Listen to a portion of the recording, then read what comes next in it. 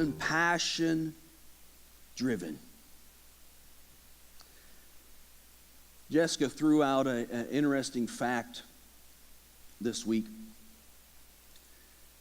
And she said this to me, and I thought, well, I don't know if that's true. Which is pretty much what I say to almost everything she says. But I'm usually wrong. She said there are more nerves in your stomach. There are 100,000 nerves, sensory nerves in your stomach, more than is in your spinal column. Now, they're not always true, but they're always entertaining. As I began to look into what she was saying, let me throw some words out to you. Gut-wrenching. Butterflies in your stomach. A punch in the gut. That feeling that you have in the pit of your stomach. You ever use the word a knot in your stomach? You ever wonder where all of these words come from? All of these ideas, all of these sayings that we have? It's because it's true. There are 100 million neurons that link your stomach to your brain. Why do you think that we've always said that the way to a man's heart is through his stomach? Just not with pressure cookers. In biblical times, the idea in Asia and in the Middle East and eastern part was that our feelings resided in our guts. This idea that when we say, I love you with all of my heart, they would say, I love you with all of my guts.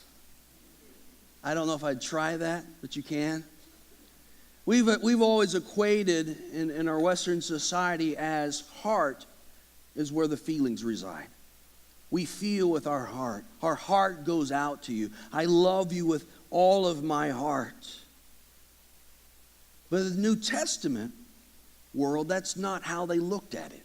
It wasn't the heart, but it was the guts. It was the intestines. And so there's some interesting things in Matthew chapter 9.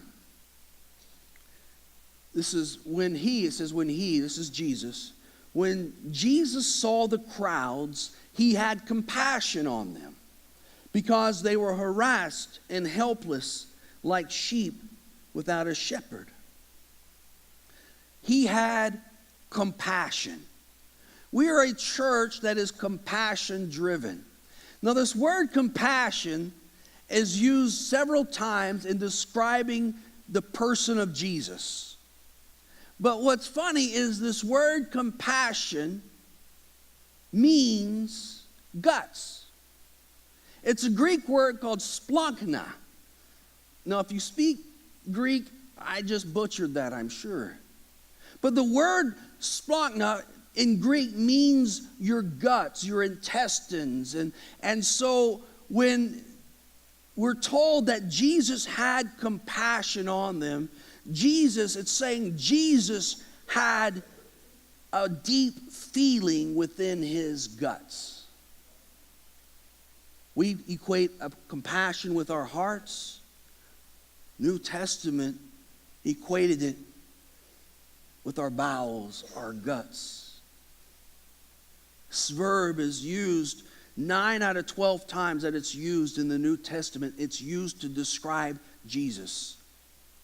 I want you to go with me on this and think about it. Let's carry it to its next step. If the great feeling that Jesus was having towards those that he saw originated deep in here, it's something very human. It's a visceral feeling. It's a deep feeling. It's more than just something you know. It's something you can't ignore. If you have this deep feeling inside of you, deep down inside, you know this is how you feel. You can't ignore it. It's not some sort of superficial coat that we put on.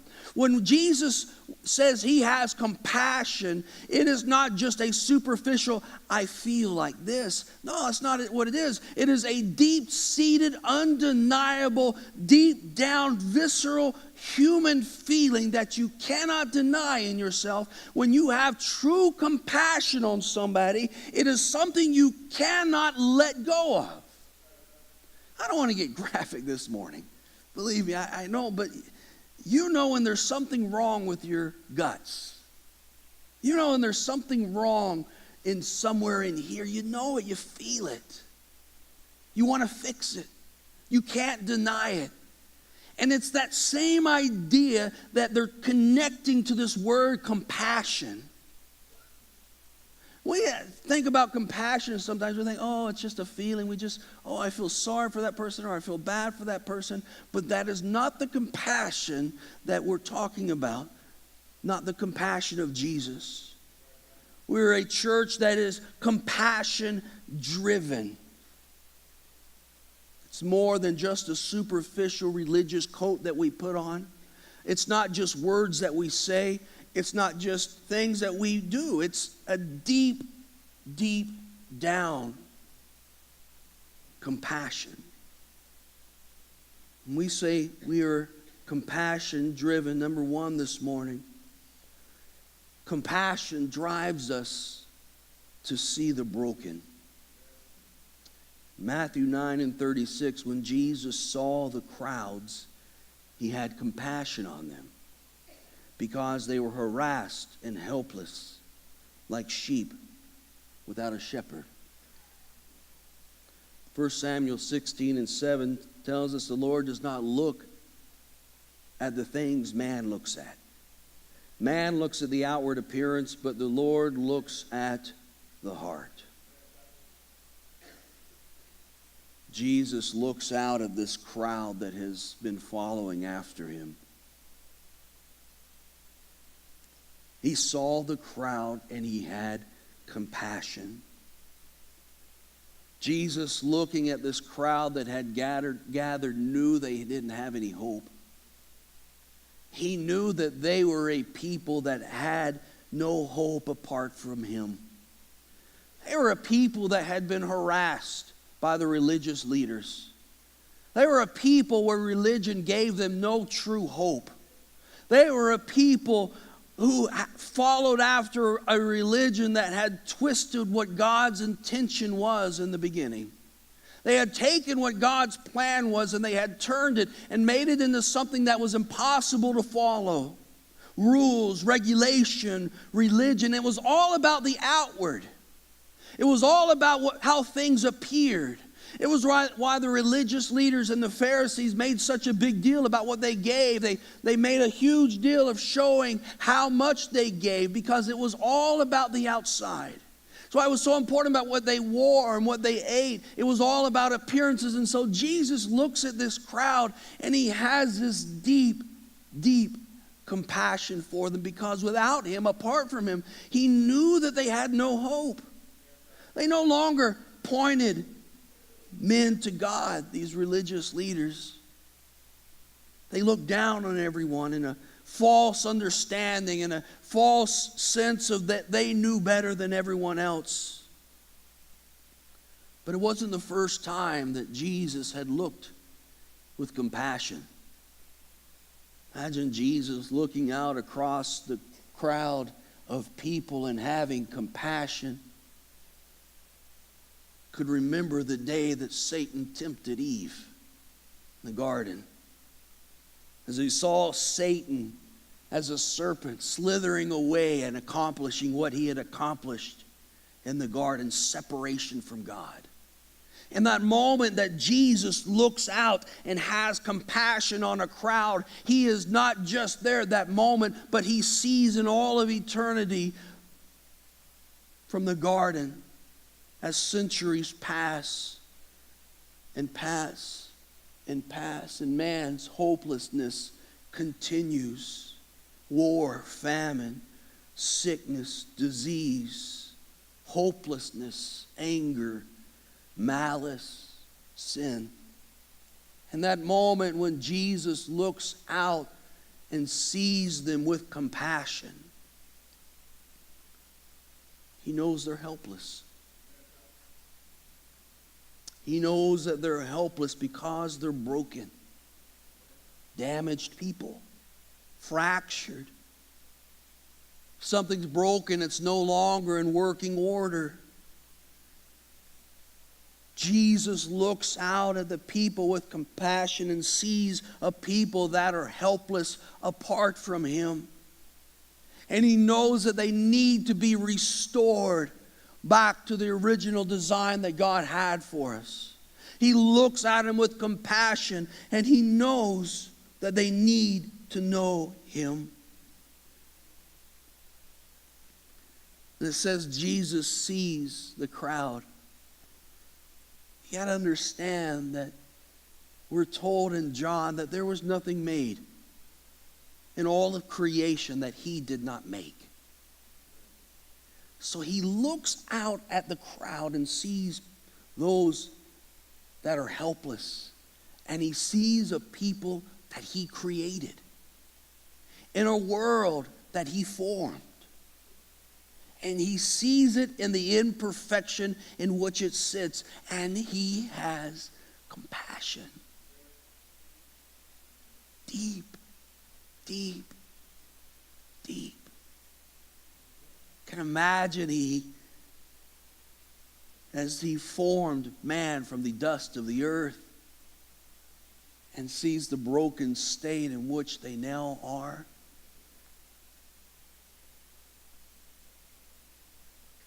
I don't think it was an accident that Jesus' trade was as a carpenter. He built things. He built things from wood, as he built you and I from the earth as well. A carpenter looking out at a carefully crafted piece of work that he had created that has now become damaged. And he knew that he was the only one who could restore it to its original beauty. Do you begin to see the compassion? So easy to gloss over and say we are a compassion-driven church, just as Jesus had compassion on the people. But it wasn't just, oh, I feel so sorry for these people. It was so much more than that. We are a compassion-driven church, not because we sit in pews on Sunday morning and say we have compassion or we feel this way or that way about our community. There must be a deep gut-wrenching in this deep part of us. In the same way Jesus saw a broken people, we have to look and see a broken community, a broken city, a broken people that surround, that desperately need to know who Jesus is, that apart from him, they have no hope. That's what compassion is.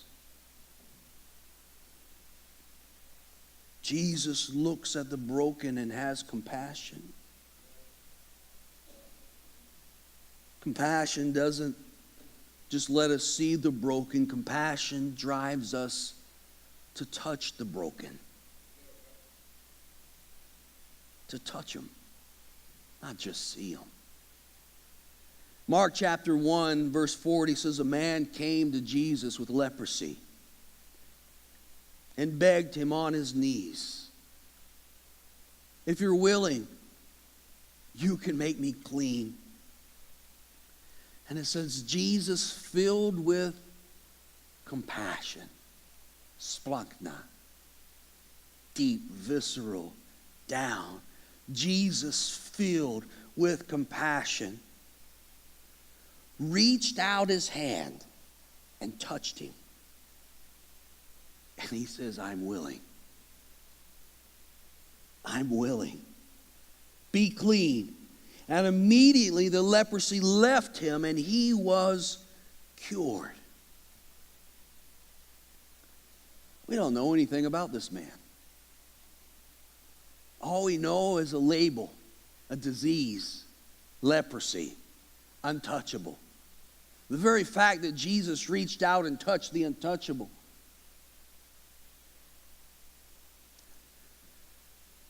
We don't know anything about this man, not because he's unimportant, or not because he's unimportant, but because I think we're not always told the details, because this man could be you and I. This man could be the community. I know that he hadn't always been a leper. Maybe he was a family man, a wife and a son. Worked hard, day in and day out. One day as he was making his way home from work, he walked into his little home made of mud and smelled the aroma of what his wife had prepared for dinner that evening. Maybe he could hear his little boy running and playing and screaming outside. He looks at his wife and says, "Hey, I'm going to wash up and I'll be right back." And he walks into where he would wash up in a basin of water where he's at, and he begins to wash the dirt and the filth and the sweat off of his body from this long day's work. Begins to wash the dirt off. He runs across his hand to this spot that he noticed several weeks ago on his hand, and it hasn't gone away. And he takes some more water and he washes it a little more. He's hearing his little boy playing and laughing outside, still smelling the aroma of dinner.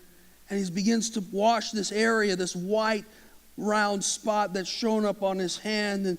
And as he's rubbing it, he realizes he can't actually feel anything on that hand. He had been weak, his muscles had been fatigued, but he just thought maybe he's getting a little old. Wasn't as young as he used to be.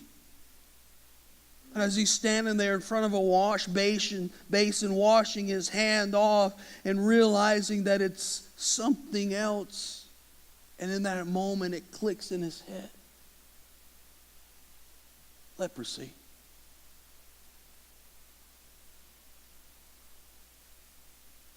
And he realizes at that moment that he'll never taste his wife's food that she's cooking and he can smell. Maybe at that moment his son, realizing that he's home, rushes to where he is, only for his father to scream at him and tell him to stay away from him. The boy, not knowing what's going on, would be crying, and his wife comes in and he says, "Don't come near me."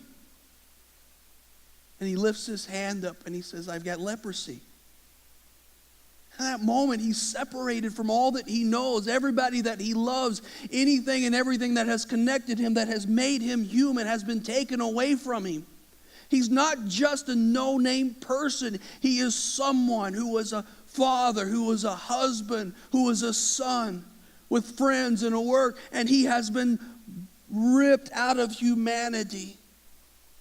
He gathers, he's afraid to touch anything in his house. He just wraps himself up with what he has, and as quickly as he can, he leaves his home knowing he'll never go back and see his family. He'll never see his son grow up. He doesn't want them to have what he has, and so he leaves, and now he's ostracized. There's no place for him to go except a colony of lepers that reminds him how sick and broken he is. As he goes to this leper colony, he sees those whose noses are gone, whose hands and fingers have fallen off because they can no longer feel anything, and they burn their hands and they cut their fingers off because they don't know, they can't feel anything.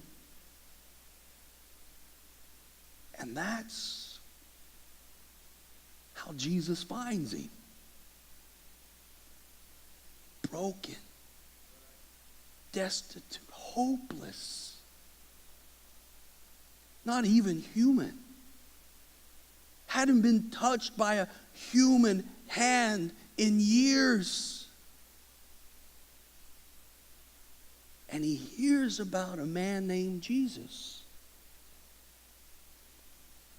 who he's heard has healed people.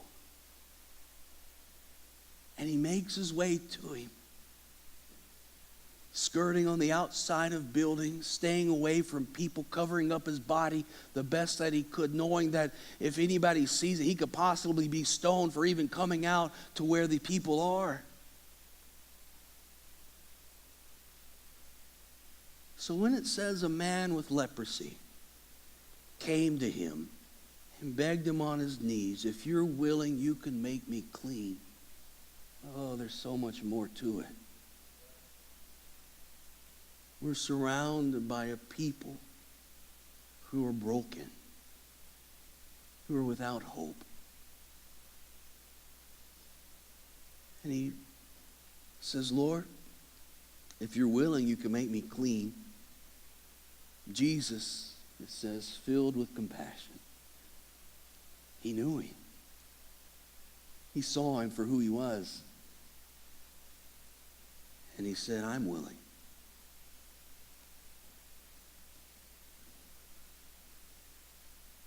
Are you willing to touch the broken?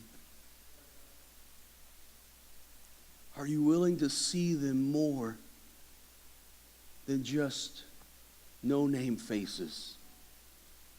Are you willing to see them as more than just those who live in poverty?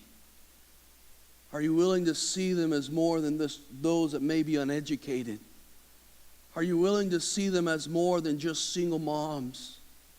Are you willing to see them as more than just some drunk or drug addict? Are you willing to see them more and know who they are and understand that Jesus looks at them with compassion? There's a commercial, and you probably have seen it, a company that helps you with identity theft. And one of the commercials is a guy sitting in a dentist chair. You seen this? And a man in the white coat over him with all of these dental instruments is poking and prodding him, and he looks at the man and he says, yep, that is the worst cavity I have ever seen in my life. And the guy goes, well, just fix it. And he goes, oh no, I'm just a dental monitor. I don't actually fix cavities. I only tell you when you have them.